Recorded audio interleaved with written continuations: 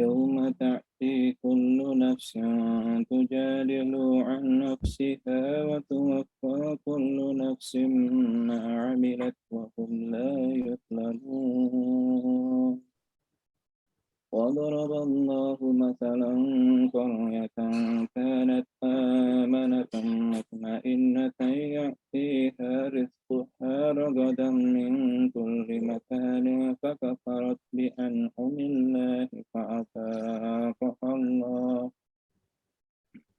فأذاقها الله لباس الجوع والخوف بما كانوا يصنعون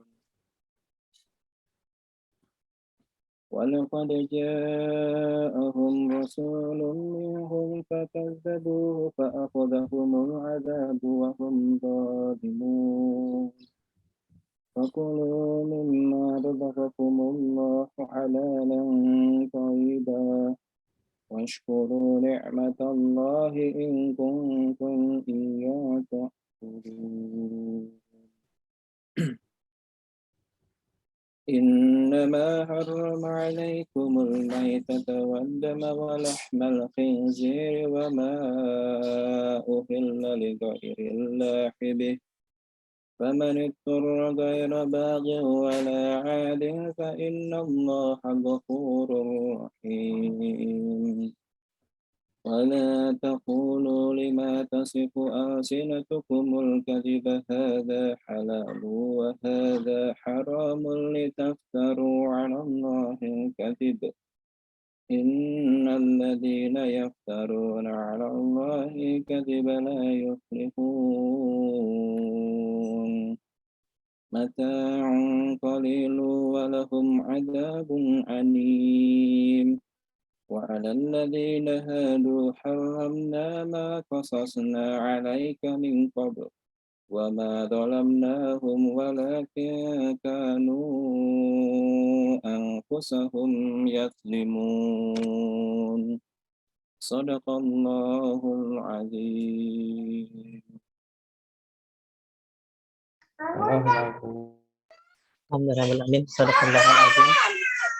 Alhamdulillah dengan segala hormatnya. Jazakumullah khair. Tegar, Bang Tegar, insyaallah sudah mengawali dengan taujih robani.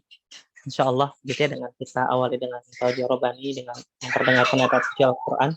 Ini bisa menguatkan hati-hati kita gitu ya. Bisa meningkatkan iman kita, menggetarkan hati kita gitu ya.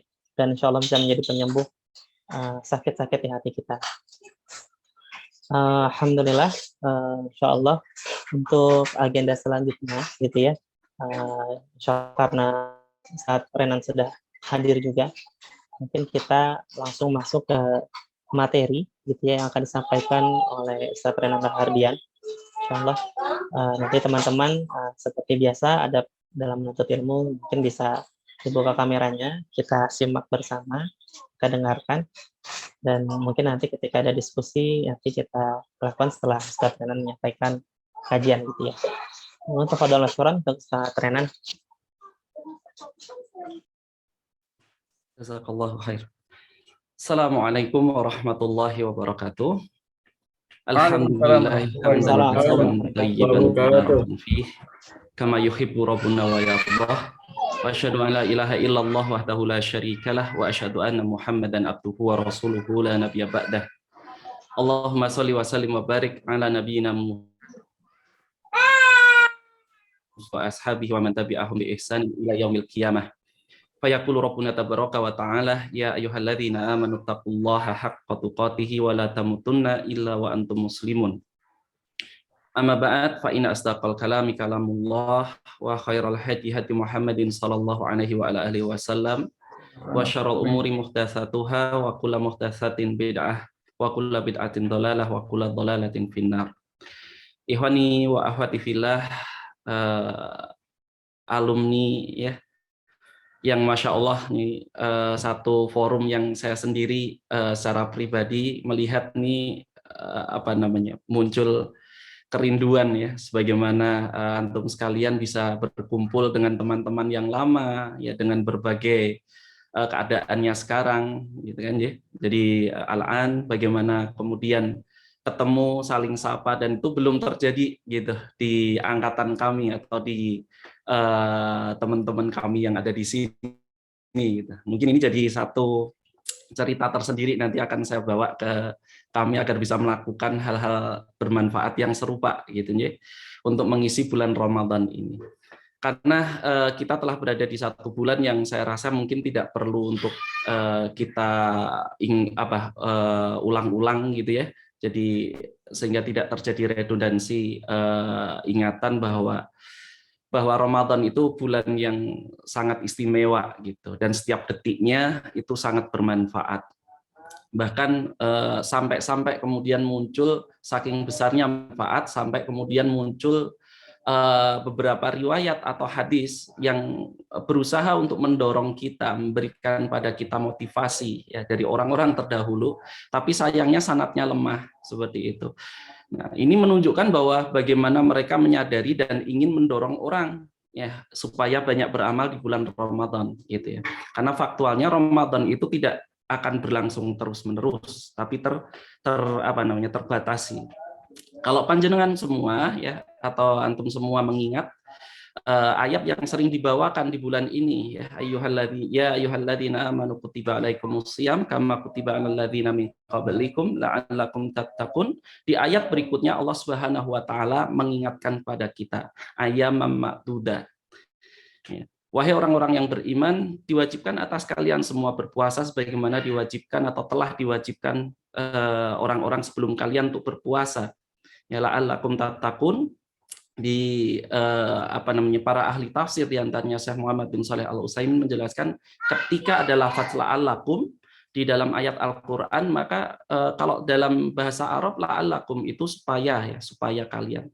La'alla itu supaya, tapi ketika dia dijelaskan atau disebutkan oleh Gusti Allah Subhanahu wa taala, maka ini menunjukkan kepastian, niscaya atau pasti ya, kalian akan bertakwa. Nah, ayyamam ma'dudat, ayyama itu menunjukkan hari-hari yang ma'dudat. Ma'dudat itu terhitung gitu, sesuatu yang bisa dihitung. Sesuatu yang ada batasnya. Kalau secara matematis dia bukan sesuatu yang tak terbatas. Jadi yang namanya bulan Ramadan itu sebagaimana bulan-bulan yang lain di dalam kalender Hijriah ya di dalam Islam, di mana Nabi SAW menjelaskan ya di dalam Islam ini yang namanya bulan itu ya kalau tidak 29 hari ya 30 hari. Ya, tidak mungkin lebih dari itu, tidak mungkin kurang dari itu. Maka bulan Ramadan yang setiap detiknya bermanfaat, setiap detiknya saat ini ya pintu surga futihat abwabul jannah dibuka selebar-lebarnya gitu ya. Wa ghuliqat abwabun nar dan ditutup rapat-rapat pintu neraka itu terjadi setiap detiknya sekarang ya. Yang ini para alim ulama menjelaskan dengannya amalan itu dipermudah ya, amalan itu dimudahkan untuk kita supaya kemudian mengantarkan kita menuju ridha Allah Subhanahu wa taala yang nanti akibatnya atau konsekuensi logisnya adalah masuk ke surga. Akan tetapi ikhwani wa akhwati fillah rahimani wa rahimakumullah, ternyata dari sekian hebatnya atau dahsyatnya keutamaan tersebut, ternyata bulan Ramadan ini juga membawa sebuah penyakit gitu ya. Di dalamnya itu ada sebuah penyakit yang bukan dari bulannya, tapi dari karakter manusia gitu. Yang kemudian kalau kita sebutkan mirip-mirip lah ya dalam ilmu kedokteran atau ilmu medis ini biasa disebut dengan silent killer. Nah, kalau banyak yang menyebutkan kan silent killer itu penyakit-penyakit seperti seperti diabetes mellitus ya, kadar gula darah yang tinggi. Ini kan pembunuh utama ini, kalau di secara fisik ya manusia, atau mungkin kanker. Nah, tapi kalau ini berkaitan dengan karakter manusia yang dibawa ketika masuk ke bulan Ramadan, nah ini yang akan kita bahas pada kesempatan kali ini. Jadi penyakit seperti apa yang dia paling banyak membunuh amalan gitu ya, artinya yang menyebabkan kita menjadi tidak optimal menghadapi bulan Ramadan ini. Ini saya minta izin untuk membagikan slide-nya. Ya, tafadhol Ustaz.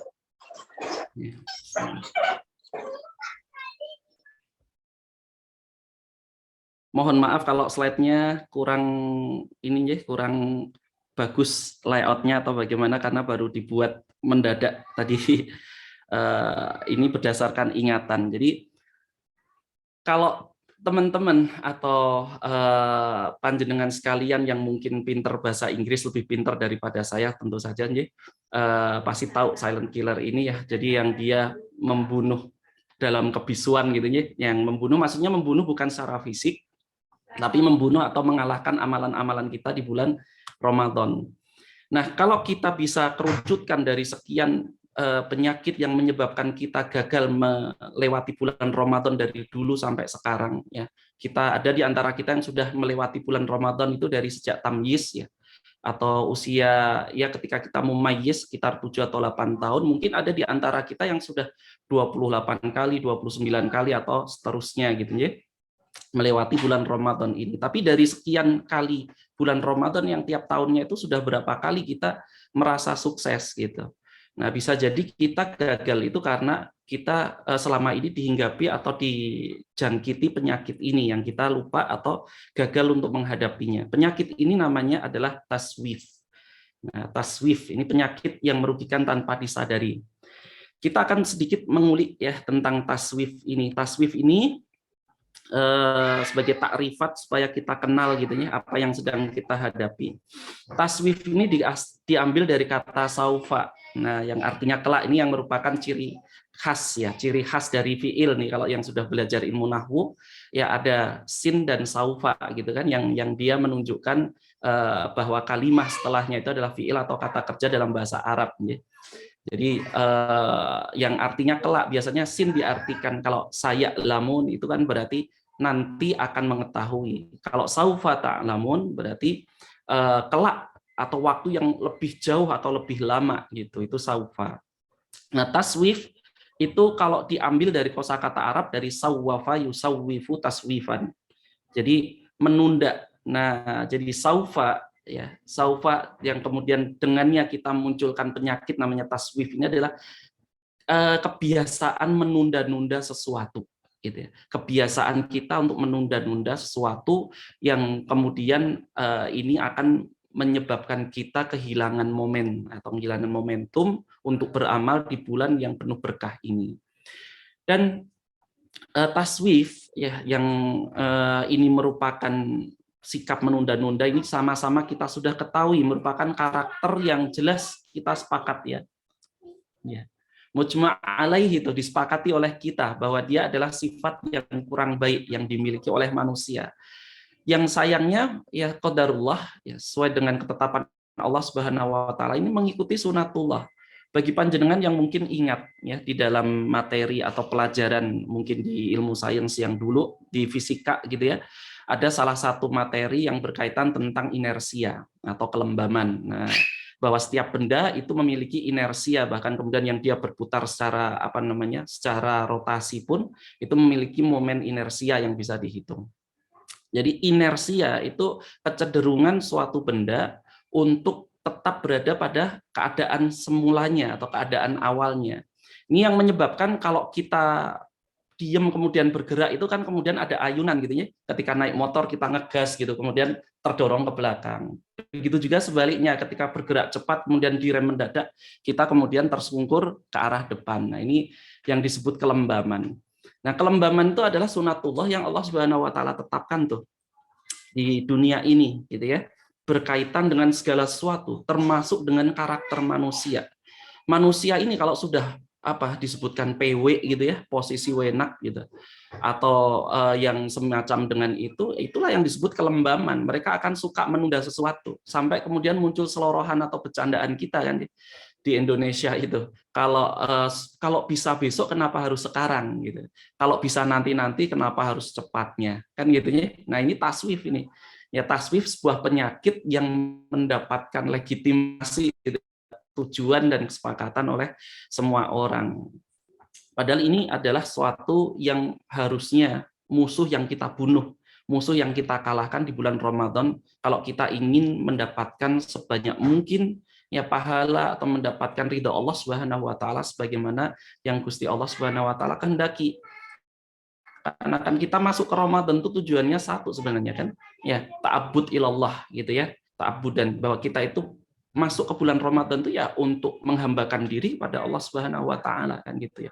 Taqarruban ilallah, untuk mendekatkan diri semakin dekat. Maka orang yang paling dekat dengan Allah Subhanahu wa taala itu yang paling beruntung, yang paling menang di bulan Ramadan gitu.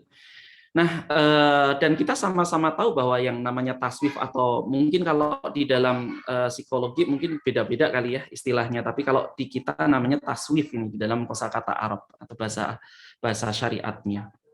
Ini jelas menimbulkan kerugian yang besar di dunia wal akhirah. Sampai-sampai Kanjeng Nabi SAW mengingatkan pada kita dalam sebuah hadis ya, yang diriwayatkan dari Abu Hurairah oleh Imam Muslim, bahwa Nabi SAW ya menyebutkan tentang bahayanya orang menunda kebaikan atau amalan itu, ya itu nanti akan datang datang fitnah, cobaan, ujian. Yang datang seperti kaki kita itu potongan-potongan, jamak taksir dia. Laili mutlim, malam yang gelap, potongan malam-malam yang gelap. Jadi kalau kita ingat malam itu kan semakin kesana semakin gelap gitu ya, semakin larut semakin gelap, semakin hening, semakin senyap, dan semakin menakutkan. Nah seperti itulah cobaan yang Allah Subhanahu wa taala akan tetapkan, yang menyebabkan manusia itu akan menyesal gigit jari dia karena tidak mau beramal. Sampai Kanjeng Nabi SAW menggambarkan yusbihu rajulu mu'minan wa yumsi kafiran. Ya, pada pagi hari ada seorang yang pada pagi harinya itu masih beriman, tapi pada sore harinya sudah kafir. Wa yumsi mu'minan ya au yumsi mu'minan wa yusbihu kafiran.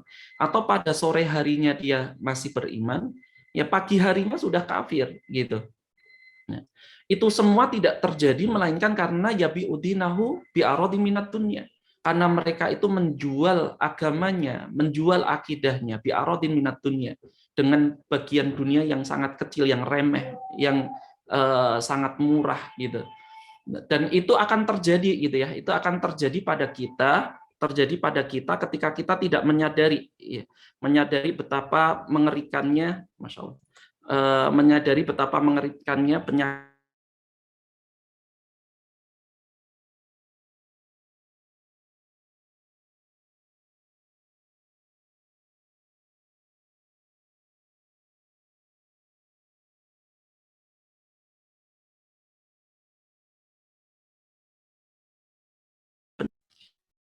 Apa nih, terpotong sebentar, ini anak ngerengek nangis karena sedang sendirian. Kita lanjutkan ya. Demikian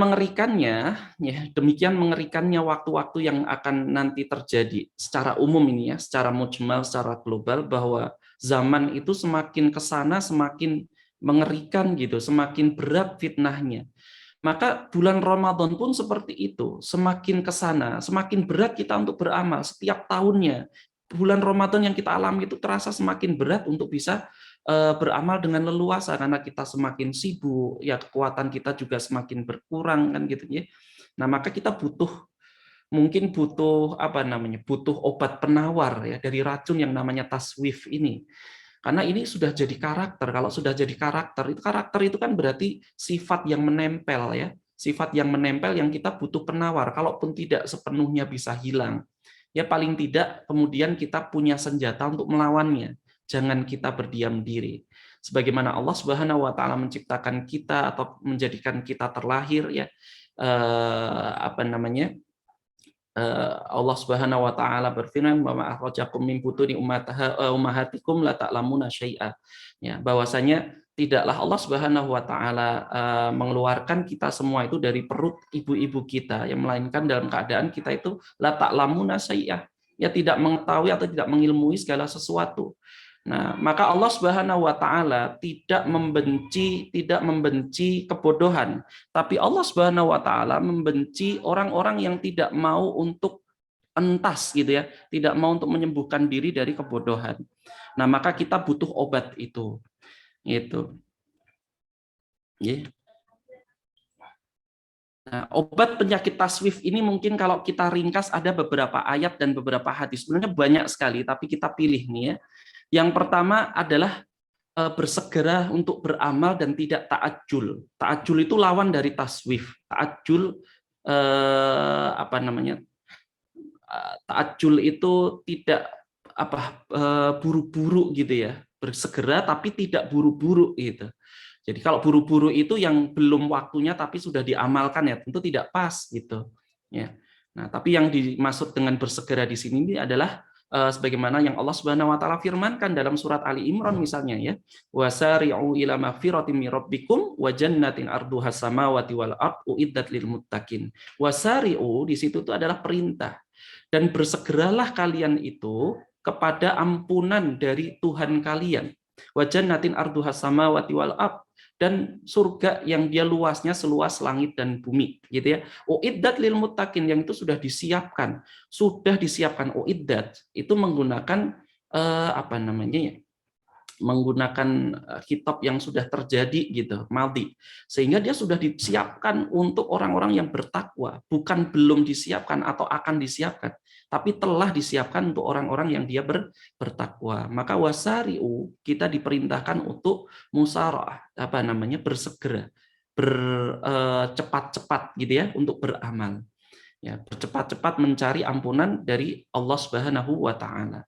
Kemudian di dalam surat Al-Insyirah ya, atau Alam Nasrah, kita juga sering membacanya, tapi mungkin jarang di antara kita yang tahu gitu atau mendalami maknanya. Ketika Allah Subhanahu wa taala berfirman, fa idza faragta fansab.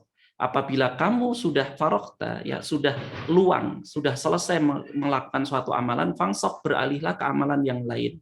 Nah, Abdullah bin Umar, Abdullah bin Abbas radhiyallahu anhuma, ya keduanya menyatakan bahwa maksud dari ayat ini sebenarnya berkaitan tentang amalan setelah sholat, yakni berdoa. Kalau sholat sudah selesai, hendaknya segera berdoa. Nah, tapi kalau kita bawa ke konteks yang umum, maka bisa kita artikan setiap amalan yang bermanfaat, ya kalau kemudian kita bersegera untuk beralih ke amalan berikutnya ketika sudah selesai, inilah yang dimaksud dengan manajemen waktu atau manajemen karakter kita sendiri supaya menjadi lebih baik. Nah, ini berdasarkan dari ayat. Kalau kita lihat dari hadis sekarang, dari obat yang dia dari hadis. Nah, yang kedua adalah bersemangat. Kalau tadi bersegera, sekarang bersemangat dan tidak ta'ajjus. Ya, ta'ajjus itu merasa lemah. Ta'ajjus itu berdalil dengan, wah saya nggak bakal bisa. Wah saya tidak bakal mampu. Nanti ajalah, percuma gitu ya. Nah, ini tipe orang-orang yang negatif gitu ya. Karakter orang-orang yang negatif, bahkan toksik gitu. Sifat ta'ajjus ini. Nah, maka Kanjeng Nabi SAW mengajarkan pada kita untuk bersemangat. Badiru bi'a'mari fitanan, kakito ilaili mudlim tadi. Ya, mubadarah kita untuk segera mendahului mubadarah itu. Dahuluilah dengan amalan-amalan sebelum datangnya fitnah-fitnah yang dia itu kakito ilaili mudlim, yang seperti potongan-potongan malam tadi. Semakin lama semakin gelap, semakin berat. Gitu ya. Nah, di dalam riwayat yang lain, ya, masih juga dari Abu Hurairah yang diriwayatkan Imam Muslim, hadis yang cukup panjang sebenarnya, di mana Kanjeng Nabi SAW menyatakan bahwa Muslim atau mukmin yang kuat, ya al-qawi, ya, mukminul qawi itu lebih baik dan lebih dicintai oleh Allah Subhanahu Wa Taala minal mukminil yang dia dhaif, ya. Jadi mukmin yang dhaif, yang lemah, maksudnya adalah keimanannya, ya, lemah keimanannya. Nah, atau kuat keimanannya. Maka kemudian Nabi SAW menyebutkan ikhris alama yang fa'uk wasta'in billah wala ta'jiz. Ikhris itu perintah lagi nih. Badiru tadi perintah, ikhris juga perintah kitabnya. Ya. Ikhris itu agar kita memiliki harisun, semangat, ya. Bersemangatlah alama yang fa'uk, untuk melakukan segala sesuatu yang bermanfaat atau segala sesuatu yang bermanfaat bagi kalian, gitu. Manfaat ini bisa fit dunya wal akhirah, dan kita tahu di bulan Ramadan ini setiap amal baik itu adalah manfaat. Setiap amal yang baik itu adalah sesuatu yang dinilai dilipat gandakan oleh Allah Subhanahu wa taala. Maka ikhris, bersemangatlah, ya. Wasta'in billah, dan mintalah pertolongan, bantuan dari Allah Subhanahu wa taala. Wala ta'jiz, ya, dan jangan merasa lemah tadi, jangan ta'ajjus, jangan merasa bahwa kalian nggak akan mampu, gitu. Nah, maka di sini terkandung 3 perintah yang semuanya merupakan obat untuk melawan sifat taswif tadi. Pertama, ikhris, ya, semangatlah. kemudian wasta'in billah, mohonlah pertolongan pada Allah Subhanahu wa taala untuk bisa beramal, untuk bisa melewati bulan Ramadan, tiap detiknya itu diisi dengan, dipenuhi dengan apa yang Allah Subhanahu wa taala ridhoi gitu ya. Wala ta'jis, dan jangan kita ta'ajus. Fa'lam bisawab. Wah, ini mungkin di momen yang lain ya, ini bekas slide yang kemarin. Alhamdulillah selesai. Mungkin sampai sini dulu pembahasan kita supaya tidak terlalu panjang dan bertele-tele. Monggo kalau mungkin ada yang hendak didiskusikan atau ditanyakan, kita persilahkan. Ya, aku qouli hadza wa astaghfirullah li wa lakum wa lisairil mu'minin fastaghfiruhu innahu wal ghafurur rahim.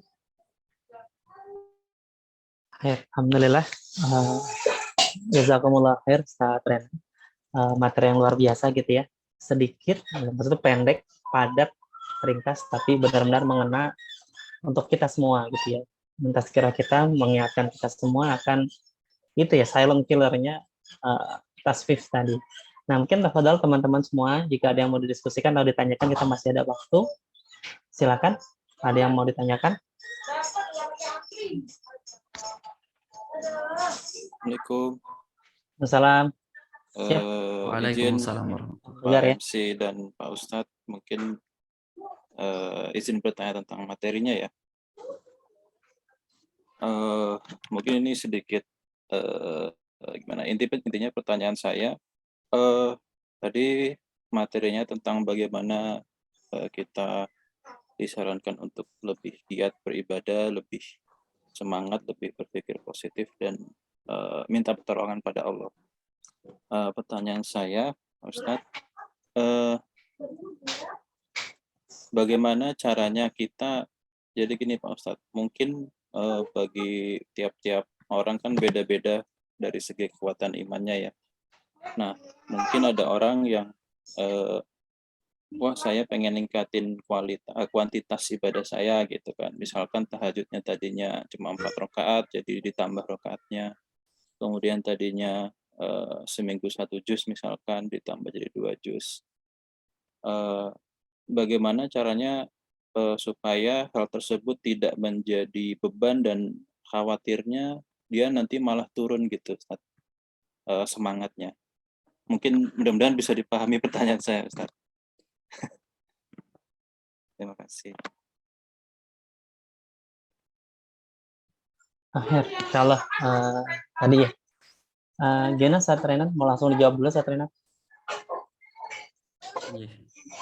Alhamdulillah Rabbil Alamin. Ini mohon maaf nih, koneksi di sini lagi hujan. Tadi barusan hujan deras, jadi kurang bagus. Pertanyaannya insya Allah bisa ditangkap nih, bagaimana dengan kita yang memiliki latar belakang yang berbeda-beda ya, baik dari sisi kesibukan, kemudian pekerjaan, kemampuan juga berbeda-beda. Nah, ini yang bagaimana supaya kita bisa mengoptimalkan gitu ya di bulan Ramadan ini dengan amalan-amalan yang sesuai gitu ya. Maka ada 3 hal yang saya sarankan. Yang pertama adalah kita harus kenali apa-apa yang berpotensi menjadi bahaya bagi amalan kita di bulan Ramadan. Karena tanpa itu maka kita akan terus bersamanya, dan kita akan terus terhalang.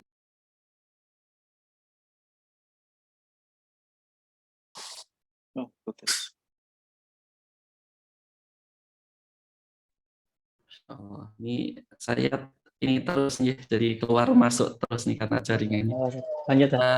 Jadi segala sesuatu yang menghalangi kita gitu ya untuk bisa beramal. Ini saya contohkan nih, saya contohkan misalkan adalah gadget yang penggunaannya tidak diperlukan atau tidak tidak dibutuhkan pada momen-momen tertentu, hanya sekadar untuk membunuh waktu. Padahal waktu itu adalah teman kita di bulan Ramadan, jangan dibunuh gitu ya. Jadi membunuh waktu di bulan Ramadan itu berarti membunuh teman sendiri.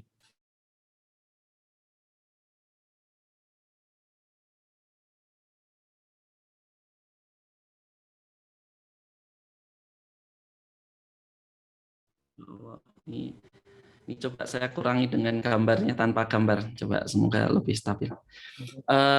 Jadi contohnya adalah gadget yang kita pegang atau kita gunakan selama ini, misalkan handphone. Nah, handphone itu kan sebenarnya musuh dari amalan yang utama, ya terutama orang-orang yang ingin beramal banyak tanpa menggunakannya. Ya.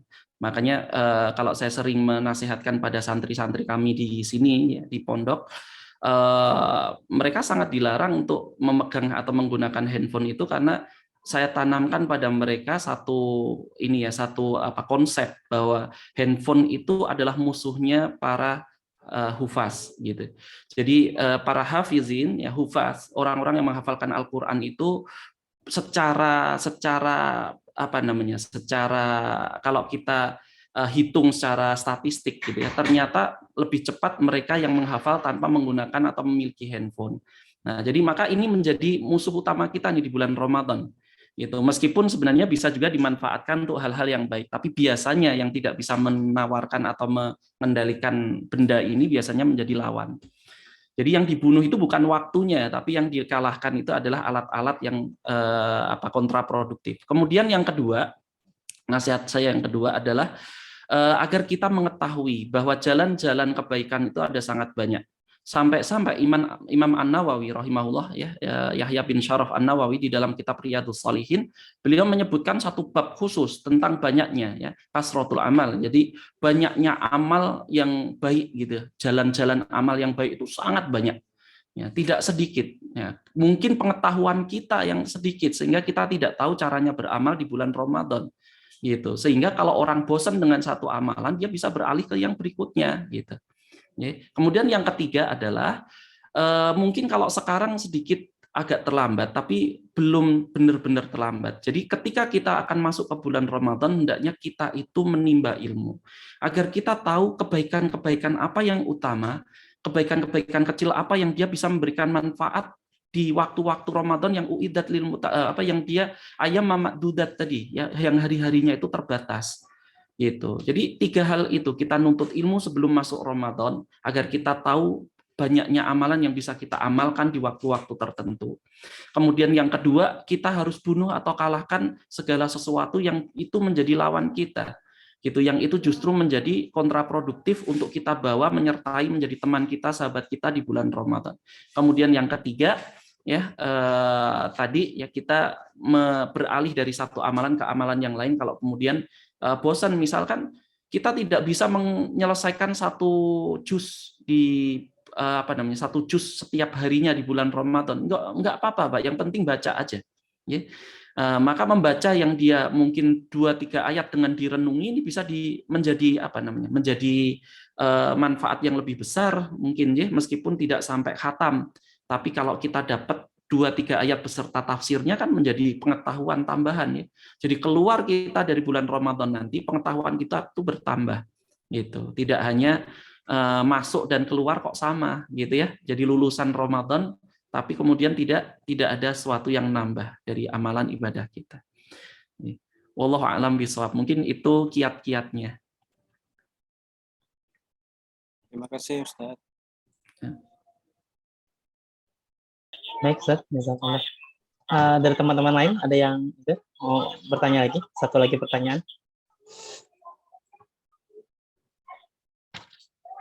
Silakan. Monggo ada. Sekali lagi Afwan, saya tidak bisa memunculkan gambar supaya tidak putus jaringannya. Mungkin kurang tahu ini apanya yang. Iya, Ustaz. Ustaz. Mungkin sedikit Ustaz ada yang bertanya Ustaz tentang tasfif Ustaz. Iya, monggo. Ya, jadi kan tasfif itu kan ini ya, ini sebenarnya emang banyak terjadi sih ya, bahkan di Ramadan sekalipun gitu ya, dengan kita berharap bahwa kita punya targetan yang tinggi, kemudian kita jadi suka menunda-nunda, baru hari pertama, baru hari kedua, baru hari ketiga gitu. Tiba-tiba udah hari ke-28 tuh hari ke-29 gitu ya. Tiba-tiba udah mau habis waktunya gara-gara kita menunda-nunda terus gitu tadi. Sebenarnya dalam Ramadan ini gitu ya, untuk menguatkan semangat ibadah kita gitu ya, kesegaran di dalam beribadah, apakah pendekatan kita tuh di quantity atau di quality sebenarnya? Atau sebenarnya memang pendekatan orang berbeda-beda seperti kata tadi Tegar ya gitu. Jadi ini pertanyaan yang bagus banget nih ya. Jadi bagaimana supaya kita sukses di bulan Ramadan? Apakah kita itu fokus ke kuantitinya atau kualitinya? Bisa dikatakan bahwasanya secara umum ya pada asalnya amal ibadah itu sebenarnya melihat pada kualitas. Ini sebagaimana Allah Subhanahu wa taala berfirman di dalam surat Al-Mulk ya, alladzi khalaqal mauta wal hayata liyabluwakum ayyukum ahsanu amala gitu. Yakni yang menciptakan kematian dan kehidupan ya bagi manusia itu untuk menguji siapa di antara kalian man ahsanu amala, yang paling baik amalannya. Nah, seringkali para alim ulama menyebutkan bahwa Allah Subhanahu wa taala tidak berfirman man aksaru amala, yang paling banyak amalannya, tapi ahsanu, yang paling baik ya. Jadi bukan yang paling banyak tapi yang paling baik. Ini menunjukkan kualitas lebih utama.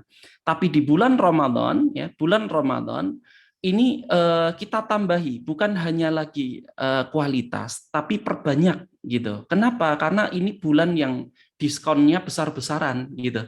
Jadi bukan hanya kalau kita ibaratnya kalau kita analoginya itu belanja di bulan yang tidak ada diskon itu kan kita akan milih barang-barang yang dia kualitasnya tertinggi ya. Tapi begitu ada diskon dan uang kita cukup gitu ya atau dana budget kita cukup, kita pasti akan mencari ya yang kualitasnya bagus dan yang jumlahnya banyak gitu, dapat banyak. Nah, bulan Ramadan tuh seperti itu gitu. Nah, tentu kalau kita prioritaskan ya tetap kualitas lebih tinggi daripada kuantitas gitu ya. Kualitas lebih tinggi daripada kuantitas. Itulah mengapa yang harus kita ingat setiap kali kita beramal di bulan Ramadan. Meskipun amalan itu ada yang merupakan karakter khas atau ciri khas Ramadan, ada yang amalan yang dia pada umumnya memang biasa ya. Kalau yang khas bulan Ramadan itu seperti puasa. Orang itu kalau sejak kecil dengar Ramadan pasti yang diingat adalah amalan puasa. Kemudian yang kedua apa sih? Taraweh gitu ya. Taraweh, kemudian membaca Al-Quran kan atau tadarus, kemudian nanti iktikaf dan zakat mungkin ya. Jadi lima amal tertinggi lah atau yang menduduki peringkat tertinggi dalam Ramadan. Maka kita ingat keutamaannya, ya, selalu mengingat keutamaannya dalam benak kita dan kita tanamkan. Di mana Kanjeng Nabi SAW menyebutkan misalnya di dalam riwayat Imam Muslim berkaitan tentang keutamaan berpuasa. Man shoma Ramadan imanan wahtisaban ghufira lahu ma taqaddama min dzambi. Ya, barang siapa yang berpuasa di bulan Ramadan imanan, didasari oleh keimanan wahtisaban dan mengharapkan pahala. Ghufira lahu ma taqaddama min dzambi, maka dia akan diampuni dosa-dosanya telah lalu. Ini berarti butuh perenungan ya. Kualitas yang seperti itu hanya bisa tercapai ketika kita merenung tuh. Ya, bulan Ramadan ini saat yang tepat sekali di mana kita itu merenung banyaknya dosa kita selama ini ya. Karena kita itu termasuk dalam sabda Nabi yaqulu ibnu Adam khata' wa khairu khata'ina at-tawwabun. Ya, bahwa setiap anak Adam itu senantiasa berdosa itu. Ya, dan sebaik-baik orang pendosa itu adalah yang segera bertobat. Bahkan di hadis yang qudsi ya, Allah Subhanahu wa taala berfirman atau menyebutkan bahwasanya ya ibadi wahai hamba-hambaku, kalian itu senantiasa sore, siang, pagi, setiap saatnya itu selalu berdosa. Ya, selalu berdosa. Maka mohonlah ampunan padanya ya, kepadaku ya, pada Allah Subhanahu wa taala. Nah, dari situ kita tahu kita butuh pengampunan, maka kita akan segera memperbaiki amalan kita di bulan Ramadan agar kita mendapatkan ampunan itu, yakni imanan wahtisaban. Terus pegang itu, ya Bapak, Ibu, ini di sini karena ada beberapa orang yang ternyata selain Pak Sandi ada yang sudah saya kenal ternyata. Ini imanan wahtisaban ini yang penting nih, ini syarat utamanya. Jadi seakan-akan kriterianya kita itu diampuni kalau iman dan wahtisaban puasa kita itu didasari keimanan dan ihtisab.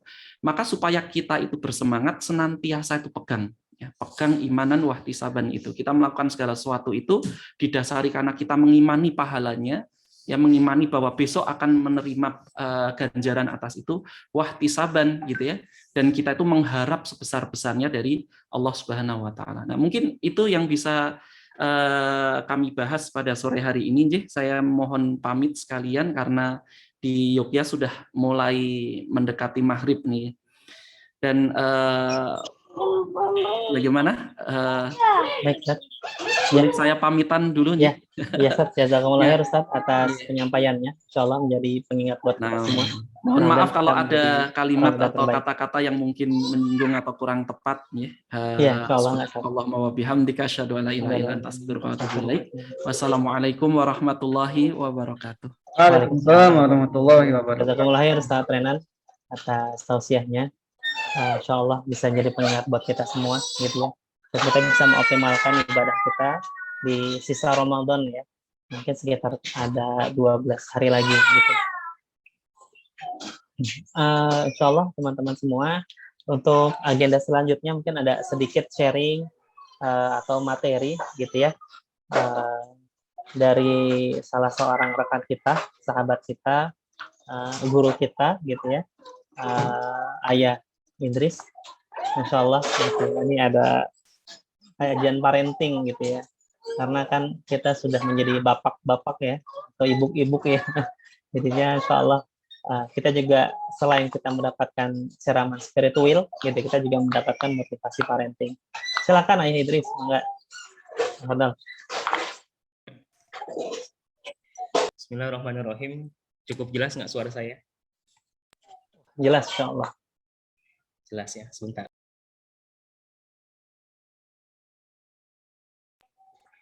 Bismillahirrahmanirrahim. Alhamdulillahilladzi anzalal Qur'an hudal linnas wa bayyinatin minal huda wal furqan. Assalatu wassalamu ala man khuluqul Qur'an sayyidina wa habibina wa syafi'ina wa maulana Muhammad wa ala alihi wa man tabi'ahum bi ihsan illa yaumiddin. Alhamdulillah teman-teman semuanya, terima kasih terutama buat Pak Ketum, Pak Sanditya ya. Ya Masya Allah nih, kayaknya karena nggak ada yang mau nih asal sebut nama gitu kan, akhirnya saya gitu loh yang dikasih tugas nih buat sharing sama teman-teman. Jarang-jarang orang buka puasa kulturnya tentang parenting ya. Yang saya hormati juga nih teman-teman semua yang ada di sini, tanpa mengurangi rasa hormat saya, ada Ustadz Gilang, Ustadz Tegar, Ustadz Ipung gitu ya, dan juga Ustadz Rahmat Aditya yang kabarnya lagi cedera katanya. Ya, cedera ACL, padahal waktu dulu biasanya cedera hati ya. Teman-teman semuanya, alhamdulillah hari ini kita dikasih kesempatan buat silaturahim, walaupun secara online gitu ya. Teman-teman mungkin kalau berbicara tentang parenting, kalau teman-teman mengharapkan tausiah atau nasihat dari orang yang sempurna, maka saya bukan orang yang paling sempurna dalam mengasuh atau mendidik anak-anak. Tapi kalau misalkan teman-teman berharap dapat sedikit cerita atau sharing dari orang yang terus belajar, maka insya Allah gitu ya, kita semua di sini sama-sama masih belajar untuk sama-sama menggenapkan ikhtiar kita dalam mengasuh dan mendidik buah hati kita. Sebenarnya dari tadi kalau teman-teman jeli perhatikan, kita udah dapat banyak taujih gitu ya berkaitan dengan pengasuhan anak. Bagaimana Coach Hadi yang dari tadi ya sambil Zoom menggendong buah hatinya tuh, yang masih baby gitu ya. Ada Ustazah Siti Dewi Rohimah gitu ya, yang dari tadi membersamai anaknya gitu kan di Zoom kita hari ini. Juga tadi dari Ustadz ya, dan juga mungkin teman-teman yang lain di sini juga. Mungkin yang ya sekarang biasa lah ya, kita Zoom sambil diganggu sama bocah-bocah gitu kan. Karena memang udah waktunya. Kepala 3, hampir masuk ke 40 ya, kepala 3 pertengahan. Pung, bisa bagi share slide share juga nggak, Pung? Bisa. Bisa ya, share screen ya? Enggak. Oke. Izin ya teman-teman semuanya ya. Sebentar. Muncul nggak? Muncul ya? Muncul nggak, Pung? Halo? Muncul. Oh, muncul ya. Oke, teman-teman semuanya, singkat saja ya. Mungkin dalam waktu 10 menit ke depan, saya akan berbagi materi tentang memaksimalkan peran dan tugas kita sebagai orang tua. Teman-teman, ya sebenarnya kalau mau jujur ya, sebenarnya yang nanti akan kita pertanggungjawabkan di akhirat, gitu ya, apa sih hasil kita dalam mendidik buah hati, ataukah ikhtiar kita dalam mendidik buah hati kita? Kira-kira yang mana, hasil atau ikhtiar? Ya akan kita pertanggungjawabkan di hadapan Allah. Yang mana teman-teman? Ikhtiar. Kok ngilang ya? Ikhtiar. Apa? Ikhtiar kita gitu ya. Tapi kenapa kok kadang-kadang ya kita gemes sendiri gitu kalau misalkan anak-anak gak mau nurut gitu ya. Kadang-kadang kita lepas kontrol, kita bentak, kita marahin gitu ya. atau kadang-kadang ya kita hardik mereka gitu ya, ketika anak-anak nggak sesuai harapan yang kita inginkan. Padahal kita tahu jawabannya gitu ya, bahwa ternyata yang akan kita pertanggungjawabkan di hadapan Allah adalah ikhtiar kita dalam mendidik buah hati kita. Teman-teman,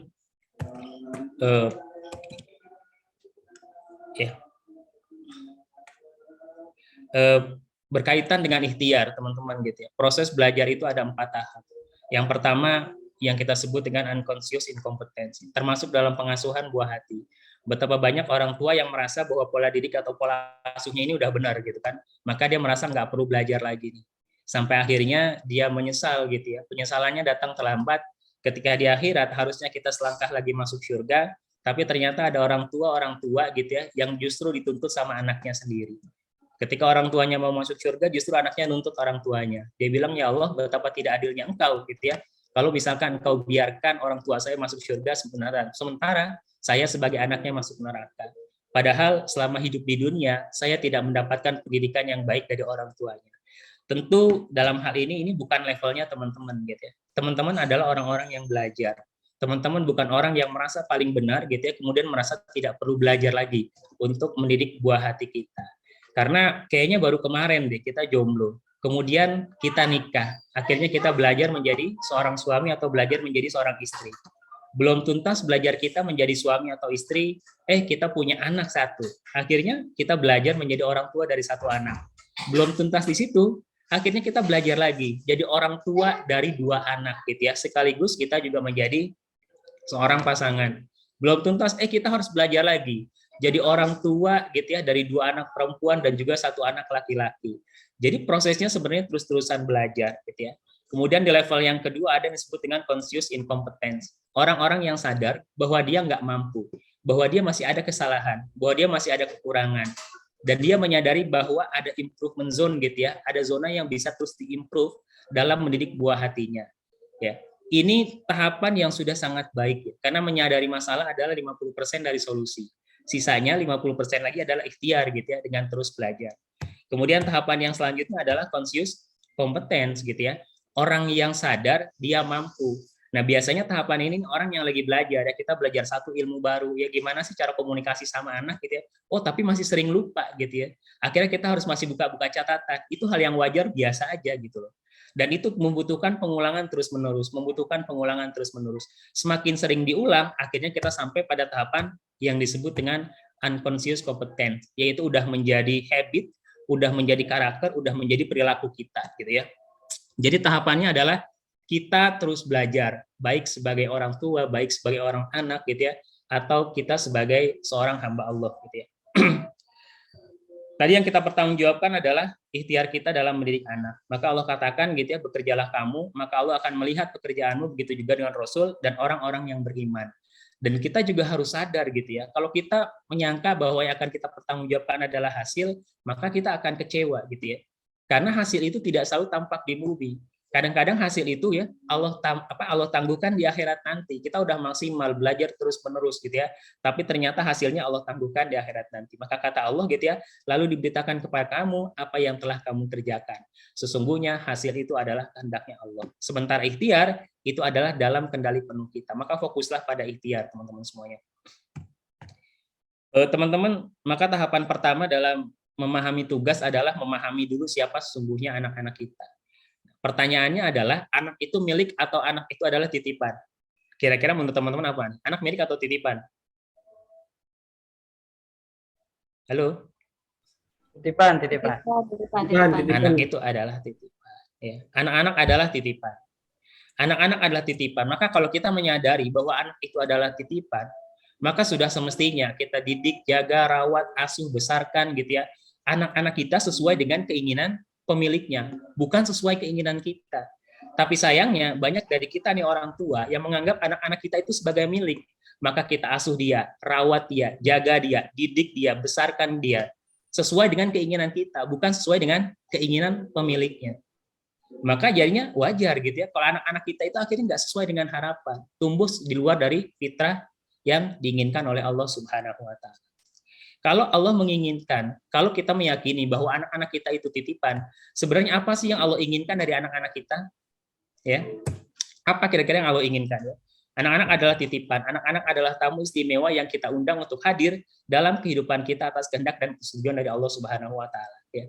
Anak itu adalah tamu yang kita undang kehadirannya, dan kehadirannya itu atas persetujuan dan kehendak Allah Subhanahu wa taala. Di situ ada kita nih ya yang undang, di situ juga ada Allah yang memberikan persetujuan. Maka pertanyaannya tadi, kalau misalkan kita meyakini bahwa anak itu adalah titipan, maka sesungguhnya apa yang Allah inginkan gitu ya dengan anak-anak kita itu ya. Orang ya dulu ngirim manusia ke bulan nggak mungkin tanpa tujuan.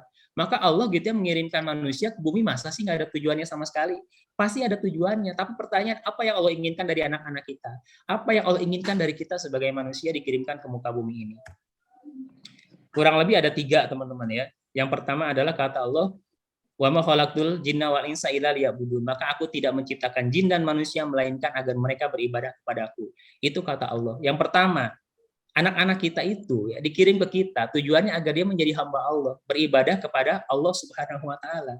Kemudian yang kedua, ya, kata Allah Subhanahu wa taala, wa idz qala rabbuka lil malaikati inni ja'ilun fil ardi khalifah. Maka ingatlah ketika Tuhanmu berbicara di hadapan para malaikat, kata Allah, sesungguhnya aku akan menjadikan khalifah di muka bumi ini. Siapa khalifah itu? Kita manusia. Siapa khalifah itu? Anak-anak kita yang dititipkan kepada kita. Maka yang ketiga, kata Allah, sembahlah Allah, tidak ada Tuhan bagimu selain Dia. Dia telah menciptakanmu dari bumi dan menjadikanmu sebagai pemakmurnya. Maka visinya manusia itu dikirim ke muka bumi ini, anak-anak kita itu dititipkan ke kita adalah 3. 1, beribadah. 2, menjadi pemimpin khalifah di muka bumi ini. 3 adalah menjadi imaroh atau yang akan memakmurkan muka bumi ini. Ini teman-teman ya. Pertanyaannya, sudahkah kita arahkan anak-anak kita gitu ya sesuai dengan tujuan daripada pemiliknya?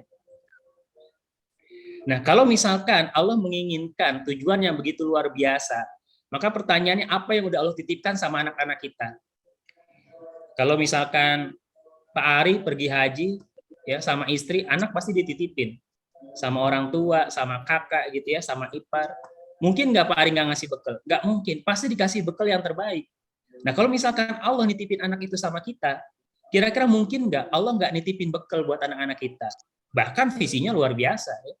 Beribadah, menjadi pemimpin, bahkan yang akan memakmurkan muka bumi ini. Maka mungkin nggak Allah nggak menitipkan bekal? Nggak mungkin kayaknya ya. Maka setidaknya ada 3 bekal gitu ya, yang Allah titipkan pada anak kita. Yang pertama adalah Allah berikan anak kita dalam bentuk yang sebaik-baiknya. Maka kata Allah, sesungguhnya kami telah menciptakan manusia dalam bentuk yang sebaik-baiknya. Ingat Pak, Bu ya, anak yang sering kita marahin, anak yang sering kita omelin, punya visi yang luar biasa. Anak yang sering kita remehin kadang-kadang, ya, dia punya bentuk yang sebaik-baiknya. Hal yang sederhana aja, dari bentuk otak. Manusia itu bentuk otaknya paling sempurna gitu ya. Kurang lebih nih ya, kalau misalkan teori triune brain-nya menurut apa nih Paul D. McCain gitu ya, otak itu dibagi menjadi 3 bagian. Yang pertama disebutkan brainstem ya, atau batang otak. Brainstemnya batang otak, yaitu instingtif, refleks gitu ya, hanya sekedar untuk hidup aja. Ya, siapa yang punya batang otak? Itu reptil. Reptil punya batang otak. Yang kedua limbic system, yang disebut dengan otak emosi ya. Di situ emosi diproses. Ya. Siapa yang punya? Mamalia. Yang ketiga neokortex ya, berkaitan dengan otak kecerdasan. Siapa yang punya? Simpanse. Tapi ternyata manusia memiliki apa yang tidak dimiliki oleh makhluk-makhluk yang lain. Apa itu? Yaitu prefrontal cortex. Menunda keinginan, kontrol emosi, empati, bahasa gitu ya. Bahkan termasuk memberikan pemaknaan terhadap kejadian kita sehari-hari. Inilah ya, dari bentuk aja udah begitu luar biasanya, dari bentuk udah begitu sempurnanya gitu ya, anak-anak kita sebagai manusia. Ya. Lewat ya, yang kita lihat karena mepet waktunya. Nah, teman-teman semuanya, yang kedua adalah potensi dan bakat. Setiap kita punya potensi, setiap kita punya bakat yang beda-beda. Contohlah yang hadir pada potensinya beda-beda. Ada yang memang kuat secara akademik gitu ya, ada yang kuat secara linguistik, ada yang kuat secara lain numerik dan lain sebagainya. Macam-macam gitu ya. Tapi yang namanya potensi dan bakat ini tergantung bagaimana kita mengasahnya. Kemudian yang ketiga adalah fitrah, teman-teman. Ya. Allah menitipkan fitrah buat anak-anak kita. Anak-anak itu bukan kertas putih yang bisa digambar, ya. Tapi anak-anak itu adalah kertas berpola. Yang namanya fitrah itu bisa dikuatkan, bisa dilemahkan. Nah, tugas kita orang tua adalah menguatkan fitrah. Justru jangan sampai fitrah anak-anak kita itu malah dilemahkan sama orang tuanya. Ya. Ibarat aplikasi yang ada di gadget kita, di gawai kita, gitu ya, maka aplikasi yang paling sering dipakai dia akan semakin cepat prosesnya. Semakin jarang dipakai, semakin jarang diupdate, akan semakin lemot. Begitu juga dengan fitrah anak-anak kita. Ya, kurang lebih ada 8 fitrah lah ya, berdasarkan penelitian, dan masih banyak fitrah yang lainnya, tapi kurang lebih ada 8 fitrah. Nah, selanjutnya, kenapa kita yang mendapatkan amanah besar ini? Karena kita yang dinilai sanggup. Teman-teman, yang terakhir nih ya, memahami dan menjalankan tugas orang tua. Ini saya berbicara tentang tugas umum dari orang tua. Yang pertama, tugas orang tua adalah memberikan keteladanan. Ya. Tugas orang tua adalah memberikan keteladanan. Maka fungsi pengasuhan sesungguhnya adalah memberikan sebanyak kebaikan bagi anak-anak kita. Ya. Maka kata Allah, wahai orang-orang yang beriman, mengapa kamu mengatakan apa yang tidak kamu kerjakan? Sangatlah dibenci di sisi Allah jika kamu mengatakan apa yang tidak kamu kerjakan. As-Saff ayat 2 sampai dengan 3. Kemudian, mengapa kamu menyuruh orang lain mengejarkan kebajikan, sedangkan kamu melupakan dirimu sendiri, padahal kamu membaca kitab? Tidakkah kamu mengerti ya? Maka tugas orang tua yang pertama adalah menghadirkan keteladanan sebaik-baiknya. Yuk kita hadirkan keteladanan buat anak-anak kita. Selanjutnya yang kedua adalah mengingatkan. Yang namanya anak-anak walaupun punya fitrah, karena pengaruh lingkungan, pengaruh pergaulan gitu ya, kadang-kadang anak kita itu lupa gitu ya. Maka tugas kedua kita itu adalah mengingatkan anak-anak kita untuk kembali kepada fitrah. Ya, Rasulullah SAW bersabda, suruhlah anak kalian sholat ketika berumur 7 tahun dan pukullah mereka ketika berusia 10 tahun. Nah, teman-teman bisa bayangin ya, dari usia 7 sampai dengan 10 tahun itu ada waktu 3 tahun ya. Kurang lebih ada waktu 36 bulan dikali 30 hari dikali 5 kali.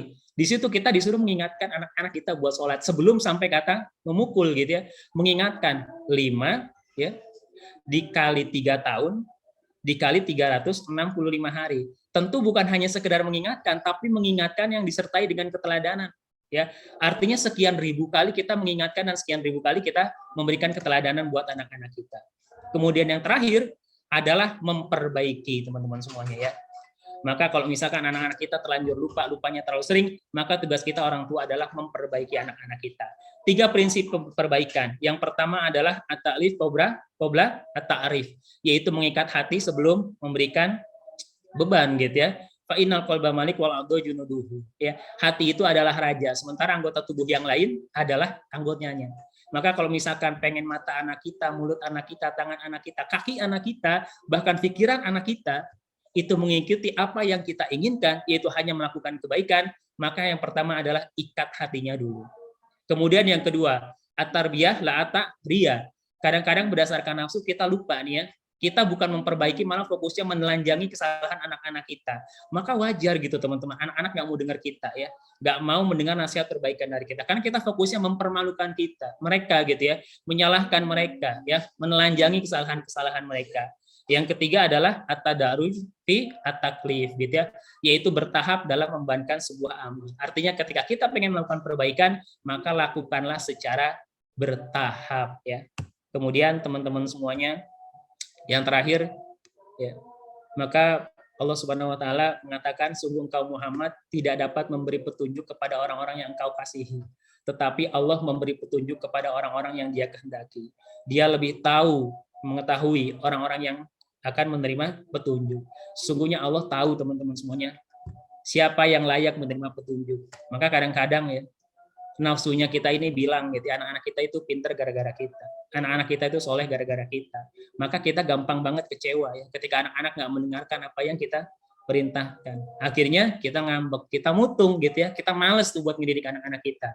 Padahal sesungguhnya siapa sih yang membuat anak-anak kita itu beriman? Siapa yang mensolehkan anak kita? Adalah Allah Subhanahu wa taala. Teman-teman, maka dari ini semua teman-teman ya, yuk sama-sama kita terus belajar ya, karena salah satu ibadah investasi terbesar adalah anak-anak kita gitu ya. Maka anak-anak ini di akhirat nanti apakah dia akan menjadi investasi terbesar buat kita, ataukah anak-anak ini nanti akan menjadi beban terbesar buat kita gitu ya. Maka setelah meninggal anak Adam, kata Rasulullah, maka akan terputus semua amalan-amalannya kecuali 3 hal. Yang pertama adalah ilmu yang bermanfaat. Yang kedua adalah rizki ya, yang diwakafkan. Yang ketiga adalah au waladin solihin yad'ulah, anak-anak soleh gitu ya, yang mendoakan kedua orang tuanya. Paling ini saja teman-teman semuanya, mohon maaf gitu ya atas segala kesalahan, mohon maaf atas segala kekurangan. Alhamdulillah fala takum minal mumtarin. Assalamualaikum warahmatullahi wabarakatuh. Waalaikumsalam warahmatullahi wabarakatuh. Alhamdulillah. Warahmatullahi wabarakatuh. Allahumma lakasum. Allahumma lakasum. Jazakallah khair Ayah Idris ya yang sudah Ada ayah siswadi. gitu ya tentang parenting ya, tentang menjadi orang tua, bagaimana anak kepada kita. Ya alhamdulillah ini sudah mau azan maghrib ya. Insya Allah karena memang waktu sudah mepet gitu ya, mungkin langsung kita cukupkan dan doa Dan udah buka puasa tuh. dari Udah azan di sini. Bang Sandi. Udah azan mana nih? Udah ajan, Aja ya. buka dulu kali sambil. Ya, kita buka dulu ya, insya Allah. Apa itu bisa bebas lah ini ya. Mungkin sebelumnya kita jangan lupa untuk berdoa supaya teman-teman kita ya yang lagi sakit, misalnya Ima ya, segera diberikan kesembuhan. Amin. Amin. Ya, coba kita bisa kirim doa dengan Al-Fatihah misalnya. Alhamdulillahirrahmanirrahim, Ar-Rahmanirrahim, Maliki Yaumiddin, Iyyaka na'budu wa iyyaka nasta'in, ihdinas siratal mustaqim, siratal ladzina an'amta 'alaihim ghairil maghdubi 'alaihim waladdallin. Amin. Qulillahumma malikal mulki tu'til mulka man tasha wa tanzi'ul mulka mimman tasha wa tu'izzu man tasha wa tudhillu man tasha bi yadikal khair. Innaka ala kulli syai'in qadir. Tulijul laila fin nahari wa tulijul nahara fil lail wa tukhrijul hayya minal mayyit wa tukhrijul mayyita minal hayy wa tarzuqu man tasha'u bighairi hisab. Allahumma innaka ta'lamu ma fil qulub qad samat ala mabatik wa taqat ala ta'atik wa tawhadat ala da'watik wa ta'ahadat ala nusrati syari'atik fa wastikillahumma rabbikataha wa jumuddaha wa diyasubulha wa mlaha binurikal ladzi la yakhlu wa syraku bi fajrina dibik وجامل توكل عليك وأحيا بمعرفة وعملها على شهادة في سبيلك إنك نعم المولى ونعم النصير ربنا ظلمنا أنفسنا ولم تغفر لنا وترحمنا لنكونن من الخاسرين ربنا تقبل منا إنك أنت السميع العليم وتب علينا إنك أنت التواب الرحيم ربنا آتنا من لدنك رحمة وهيئ لنا من أمرنا رشدا ربنا هب لنا من أزواجنا وذريتنا قرة أعين waj'alna lil muttaqina imama rabbana hab lana minas solihin Allahumma ighfir lana wa li walidina warhamhum kama rabbawna shighara rabbana atina fid dunya hasanah wa fil akhirati hasanah wa qina adzabannar Allahumma shalli ala sayyidina Muhammadin al-fatih lima ughliq wal khatim lima sabaq nasiril haqqi bil haqqi wal hadi ila siratikal mustaqim wa ala alihi haqqa qadrihi wa biqadarihi al-azim Subhana rabbika rabbil izzati amma yasifun wa salamun alal mursalin walhamdulillahi rabbil alamin. Assalamualaikum warahmatullahi wabarakatuh. Waalaikumsalam warahmatullahi wabarakatuh. Gunakan dengan doa penutup majelis subhanakallahumma wa bihamdika Lantas aku kawatu bilai. selamat berbuka teman-teman sama keluarga. Kalau mudah-mudahan kita bisa ditemukan lagi silaturahim. Assalamualaikum warahmatullahi wabarakatuh. Waalaikumsalam warahmatullahi wabarakatuh. Masih banyak Ipung, Tegar, Ilis. Terima kasih semuanya. Yo. Tegar, Dewi. Iswadi. Anak umur berapa tadi? Masya Allah.